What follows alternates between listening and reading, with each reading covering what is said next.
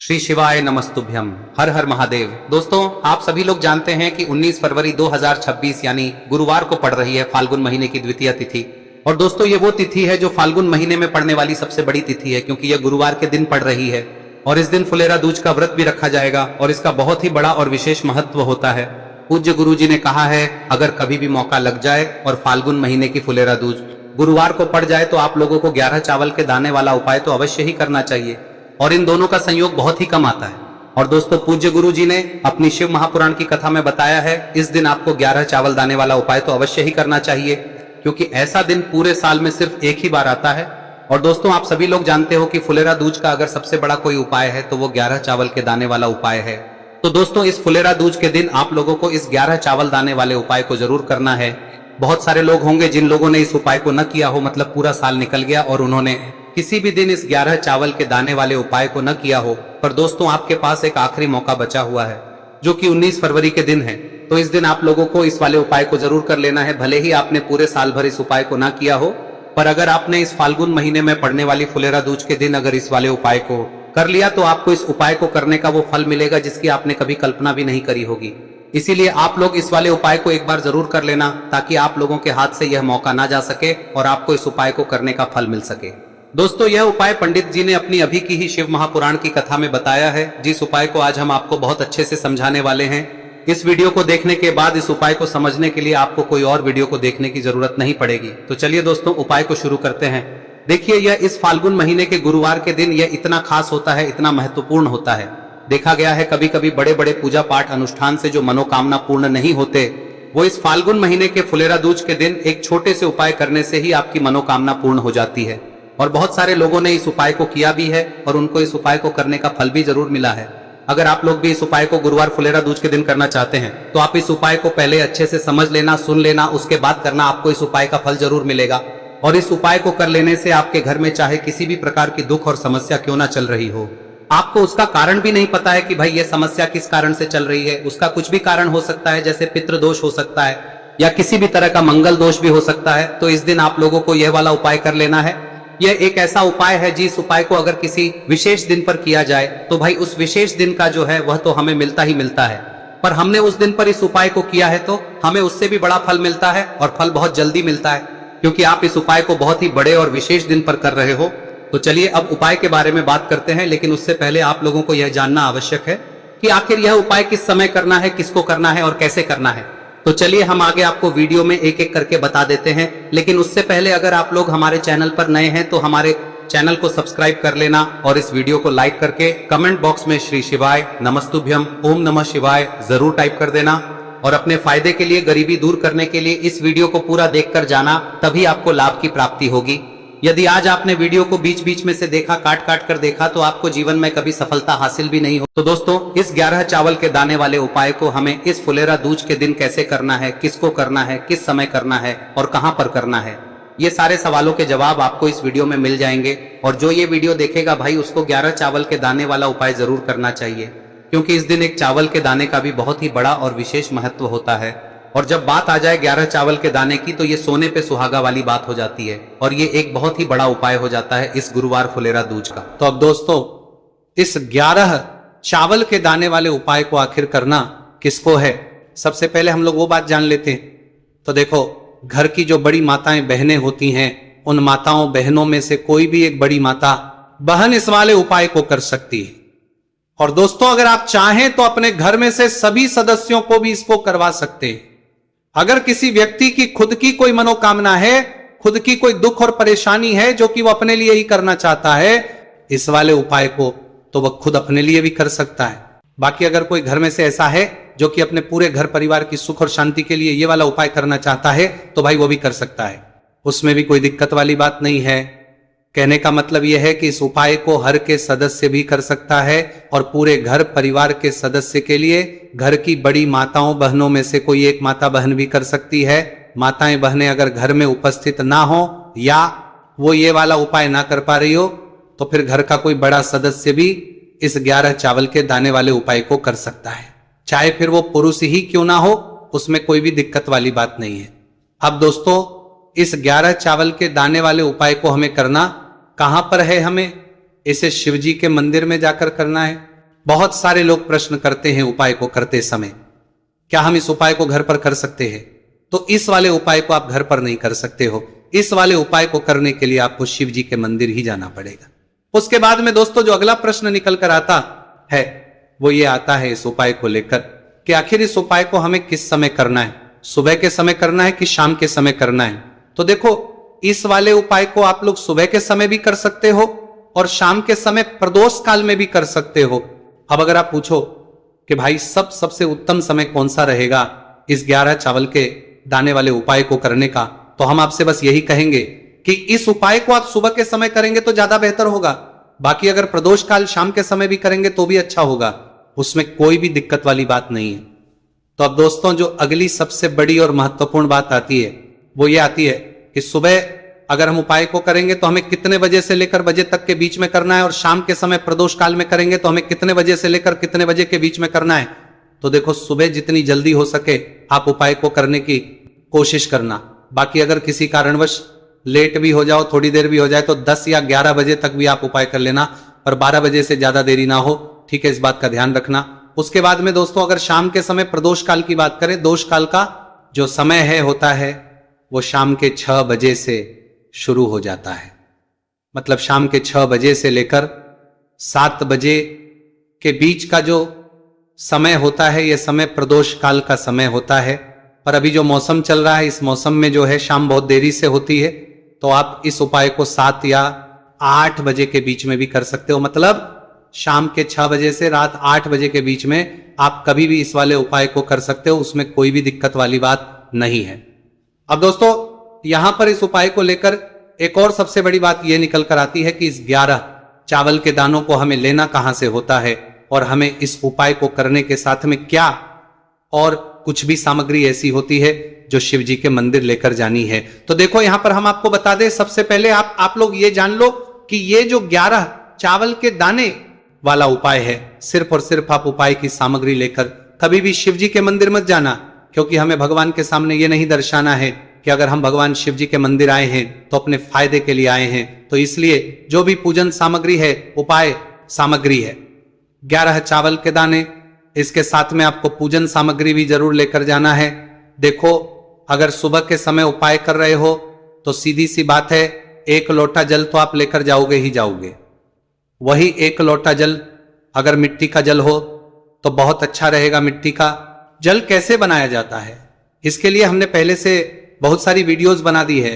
आपके पास इस दिन एक आखिरी मौका रहेगा मिट्टी का जल शिवजी पर चढ़ाने का और उपाय को करने का, बहुत बड़ा आपको इस दिन फल मिलेगा।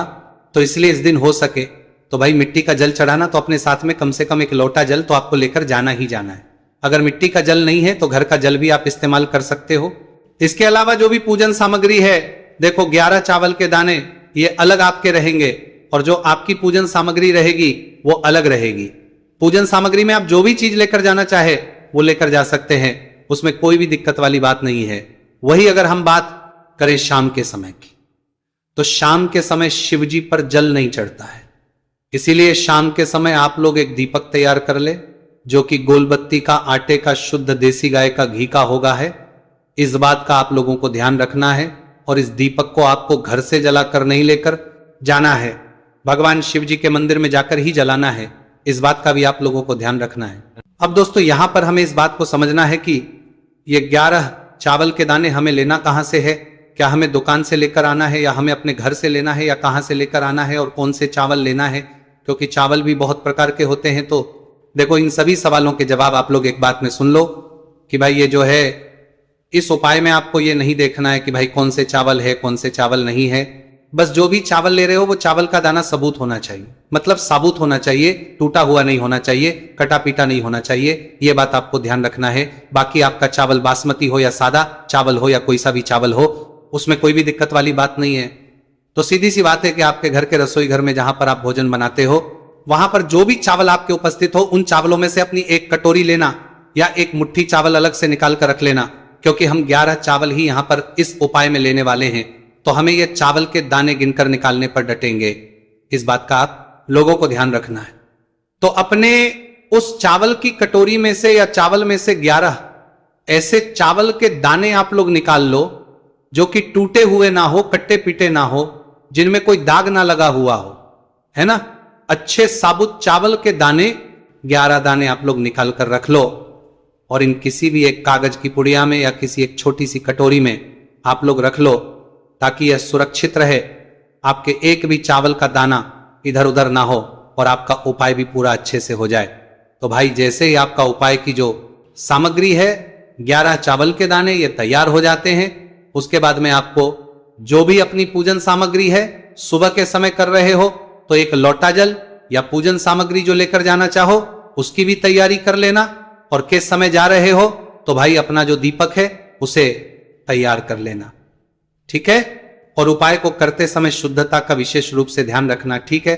सुबह सुबह स्नान करने के बाद ही उपाय को करने की आप लोग तैयारी करना। उसके बाद अगर शाम के समय की बात करें तो शाम के समय आपको स्नान करने की जरूरत नहीं है, पर शुद्धता का ध्यान रखना है। आपको स्नान तो नहीं करेंगे, आप हाथ मुंह धोकर भी इस वाले उपाय को शाम के समय प्रदोष काल में कर सकते हैं, इसमें कोई की बात नहीं है। तो आप अपने उपाय की पूरी सामग्री तैयार करके आपके पास ही में जो आपका शिव मंदिर हो वहां पर पहुंच जाइए। सबसे पहले शिव मंदिर में जाकर आप लोगों को उपाय नहीं करना है, पहले भगवान के दर्शन करना है, भगवान से आशीर्वाद प्राप्त करना है, फिर शिव जी की शिवलिंग के पास में आना है। शिवलिंग के पास में आने के बाद आप जो पूजन सामग्री लेकर आए हुए हैं, जैसे कि सुबह गए हुए होंगे तो एक लोटा जल और जो भी पूजन लेकर आए हैं आप उनसे भगवान शिव जी की पूजन कीजिए। सबसे पहले तो एक लोटा जल ही चढ़ेगा, उसके बाद में आपकी पूजन सामग्री चढ़ेगी। उसके बाद में अगर दोस्तों शाम के समय अगर आप इस उपाय को कर रहे हो तो अपने साथ में कम से कम एक जो दीपक है गोलबाती का जो आप अपने साथ में लेकर गए हो, उस दीपक को मंदिर में जाकर अपनी माचिस से जलाना है और उस दीपक को शिवलिंग के पास में रखना है, ठीक है। इस दीपकों के बाद ही आप लोगों को अपना ये वाला उपाय शुरू करना है, और दीपक को ज्यादा पास में मत रखना, वैसे भी गर्मी पड़ रही है, भगवान शिव जी को आंच नहीं लगनी चाहिए, है ना।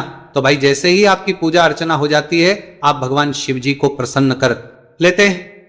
उसके बाद में शिवलिंग के पास ही में आप कहीं पर बैठ जाइए, सामने या आसपास जिस जगह पर आपको बैठना हो वहां पर बैठ जाइए और अपने वो 11 चावल के दाने अपने सामने निकाल कर रख लीजिए, क्योंकि अब यहां पर करने की आपको तैयारी करना है। और इस तरीके से जब आप उपाय करेंगे पूजन सामग्री करने के बाद, पूजन अर्चना करने के बाद, तो आपको उपाय का फल बहुत जल्दी और बहुत बढ़ा होकर मिलेगा। तो अपने 11 चावल के दाने अपने सामने निकाल कर रख लेना, और ये जो उपाय है ये आपकी सीधे हाथ की हथेली से होगा, इसलिए इस बात का भी विशेष रूप से ध्यान रखना है। तो सीधे हाथ की हथेली का प्रयोग करके ही आप लोग अपना इस वाले उपाय को करना। अपने सामने जो भी आपकी कागज की पुड्डियां हैं उसको रख लो, या कटोरी है तो भाई उसे अपने सामने रख लो और अपने वो 11 चावल के दाने निकाल लो, ठीक है। उसके बाद में दोस्तों अब आपको क्या करना है कि शिवलिंग आपके सामने होगी, तो आपने वो 11 चावल के दाने एक एक करके आपको शिव जी के शिवलिंग के ऊपर चढ़ाना है। कहां पर चढ़ाना है? शिवलिंग के ऊपर चढ़ाना है, और कहीं पर भी नहीं चढ़ाना है, आपको अपने हथेली से शिवलिंग के ऊपर चढ़ना है। भले ही फिर वो अपने आप जलाधारी पर गिर जाए या मतलब वहीं पर गिर जाए, उसमें कोई दिक्कत वाली बात नहीं है, पर आप चढ़ाओ शिवलिंग के ऊपर ही। तो आपको क्या करना है, अपना पहला चावल उठाना है, श्री शिवाय नमस्तुभयम बोलना है और शिवलिंग पर चढ़ा देना है। इसी तरीके से दूसरा चावल का दाना उठा है, शिवलिंग पर चढ़ाना है और मंत्र बोल देना है, और फिर तीसरा चावल का दाना उठाना है, श्री शिवाय नमस्तुभयम बोलना है और चढ़ा देना है। इसी प्रकार से आपको पूरे 11 चावल के दाने एक एक करके शिवजी के शिवलिंग के ऊपर चढ़ाना है और भगवान से प्रार्थना करते जाना है। मतलब प्रार्थना तो आपको आखिरी में करना है, पर हर एक के दाने को चढ़ाते समय श्री शिवाय नमस्तु भयम जरूर बोलना है। उसके बाद ही में ये चावल का दाना शिवलिंग के ऊपर आपको चढ़ाना है। जैसे ही आपके 11 चावल के दाने शिवलिंग के ऊपर जाते हैं तो भाई उसके बाद में आपको क्या करना है, भगवान से अपनी मनोकामना बोलना है। मनोकामना भी कब बोलना है? जब आपका 11 चावल का दाना आपके सीधे हाथ की हथेली में हो और आप उसे चढ़ाने के लिए जा रहे हो, श्री शिवाय नमस्तु भयम बोलकर उस आखिरी चावल के उस शिवलिंग के ऊपर चढ़ा देना और भगवान से फिर अपनी वह मनोकामना बोल देना। जिस मनोकामना के लिए आप लोग अपना ये वाला उपाय कर रहे हो, जिस भी दुख और परेशानी के लिए आप लोग अपना ये वाला उपाय कर रहे हो, उसके बाद में जैसे ही आप अपनी मनोकामना बोल देते हो आपका ये वाला उपाय पूरा हो जाता है।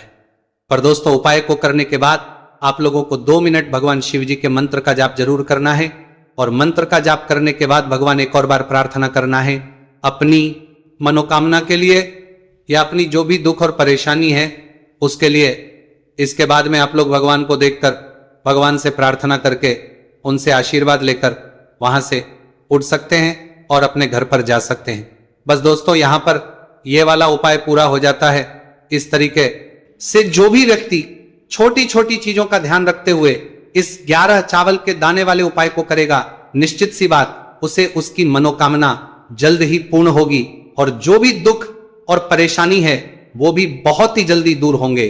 और दोस्तों, अगर आपको हमारी ये वीडियो पसंद आई हो तो हमारे इस वीडियो को लाइक और चैनल को सब्सक्राइब जरूर करें। हर हर महादेव, ओम नमः शिवाय। मार्गशीर्ष मास के दिनों में विशेषकर भगवान शिव और माता पार्वती और विष्णु भगवान का पूजन किया जाता है।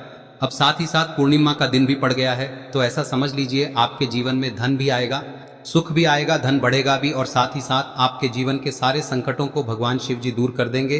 तो चलिए सबसे पहले बात कर लेते हैं सबसे पहले उपाय की, जो कि गुरुवार वाले दिन आपको विशेषकर करना है। और इस उपाय को करने से आपकी कोई भी ऐसी इच्छा, कोई भी विश जो अभी तक अधूरी है, पूरी नहीं हो रही है, तो आपकी बड़ी से बड़ी विश और मनोकामना भी पूरी हो जाती है जब आप गुरुवार पूर्णिमा वाले दिन इस पहले उपाय को कर लेते हैं। तो देखिए, आप सभी जानते हैं कि श्री हरि विष्णु जो है उन्हें तुलसी दल सबसे प्रिय है।